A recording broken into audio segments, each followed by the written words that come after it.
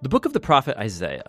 Isaiah lived in Jerusalem in the latter half of Israel's kingdom period, and he spoke on God's behalf to the leaders of Jerusalem and Judah. He spoke, first of all, a message of God's judgment. He warned Israel's corrupt leaders that their rebellion against their covenant with God would come at a cost, that God was going to use the great empires of Assyria and after them Babylon to judge Jerusalem if they persisted in idolatry and oppression of the poor.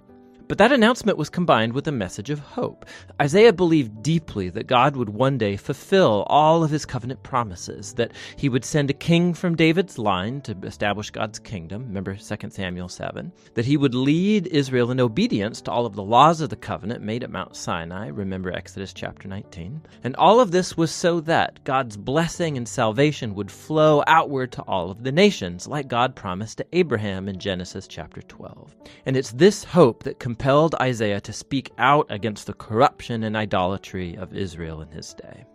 Now, the book has a pretty complex literary design, but there's one simple way to see how it all fits together. Chapters 1 through 39 contain 3 large sections that develop Isaiah's warning of judgment on Israel. And it all culminates in an event pointed to at the end of chapter 39, the fall of Jerusalem and the exile of the people to Babylon. But in chapters 1 to 39, there's also a message of hope that after the exile, God's covenant promises would all be fulfilled. And chapters 40 to 66 pick up that promise of hope and develops it further. In this video, we're just going to focus on chapters 1 to 39. The first main section focuses on Isaiah's vision of judgment and hope for Jerusalem, and it begins as Isaiah accuses the city's leaders of covenant rebellion, idolatry, injustice, and God says he's going to judge the city by sending the nations to conquer Israel.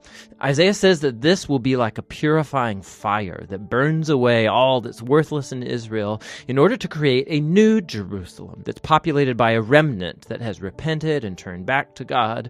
And Isaiah says that that's when God's kingdom will come and all nations will come to the temple in Jerusalem and learn of God's justice, bringing about an age of universal peace and harmony. Now, it's this basic storyline of the old Jerusalem purifying judgment into the new Jerusalem. This is going to get repeated over and over throughout the book, getting filled in with increasing detail. So, at the center of this section is Isaiah's grand vision of God sitting on his throne in the temple. And he's surrounded by these heavenly creatures that are shouting that God is holy, holy, holy. And Isaiah suddenly realizes just how corrupt he and his people Israel are. And he's certain that he's going to be destroyed by God's holiness, but he's not. God's holiness, in the form of this burning coal, comes and burns him, but not to destroy. Rather, it purifies him from his sin. And as Isaiah ponders the strange experience, God commissions him with a very difficult task. He is to keep announcing this coming judgment, but because Israel has reached a point of no return, his warnings are going to have a paradoxical effect of hardening the people. But Isaiah is to trust God's plan. Israel is going to be chopped down like a tree and left like a stump in a field. And that stump will itself be scorched and burned.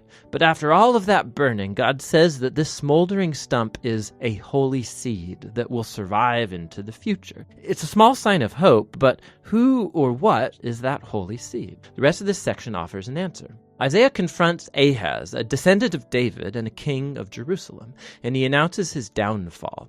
God says that it's the great empire of Assyria who will first chop Israel down and devastate the land, but there's hope. Because of God's promise to David, he's going to send after this destruction a new king named Emmanuel, which means God with us. And Emmanuel's kingdom is going to set God's people free from violent, oppressive empires. And Isaiah describes this coming king as a small shoot of new growth that will emerge from the old stump of David's family. It's this king that's the holy seed from chapter 6. And the king is going to be empowered by God's Spirit to rule over a new Jerusalem and bring justice for the poor, and all nations will look to this messianic king for guidance. His kingdom will transform all creation, bringing peace. Now, you finish chapters 1 through 12 with a pretty good understanding of Isaiah's message of judgment and hope.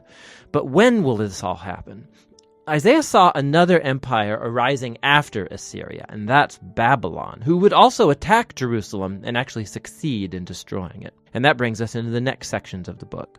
So first, we have a large collection of poems that explore God's judgment and hope for the nations. We learn, first of all, of the fall of Babylon and Israel's neighbors. Isaiah could see that Assyria's world power would one day be replaced by the empire of Babylon, a nation even more destructive and arrogant. And Babylon's kings claimed that they were higher than all other gods, and so God vows to bring Babylon down. And not only Babylon. Isaiah goes on to list Israel's neighbors, accusing them all of the same kind of pride and injustice, and he predicts their ultimate ruin. But remember, for Isaiah, God's judgment is never the final word for Israel or the nations. And that leads into the next section with a series of poems that tell a tale of two cities. There's the lofty city that has exalted itself above God and become corrupt and unjust. This city is an archetype of rebellious humanity, and it's described with language that's all borrowed from Isaiah's earlier descriptions of Jerusalem and Assyria and Babylon, all put together. This city is destined for ruin, and one day is going to be replaced by the New Jerusalem, where God reigns as king over a redeemed humanity from all nations, and there's no more death or suffering. These chapters are the climax to this section, and it shows how Isaiah's message pointed far beyond his own day. It was a message for all who are waiting for God to bring his justice on violent, oppressive kingdoms and bring his kingdom of justice and peace and healing love. The following section returns the focus to the rise and fall of Jerusalem. And first we find a whole bunch of poems where Isaiah accuses Jerusalem's leaders for turning to Egypt for military protection against Assyria. He knows this will backfire, and Isaiah says that only trust in their God and repentance can save Israel now, which gets illustrated by the following story about the rise of Hezekiah, king of Jerusalem. Just as Isaiah predicted, the Assyrian armies come and try to attack the city, and so Hezekiah humbles himself before God, and he prays for divine deliverance, and the city is miraculously saved overnight. But Hezekiah's rise is immediately followed by his fall. So he hosts a delegation from Babylon, and he tries to impress them by showing everything in Jerusalem's treasury and temple and palaces. It's clearly an effort to make another political alliance for protection. Isaiah hears about this, and he confronts Hezekiah for his foolishness. He predicts that this ally will one day betray him and return as an enemy to conquer Jerusalem. And we know from 2 Kings chapters 24 and 25 that Isaiah was right.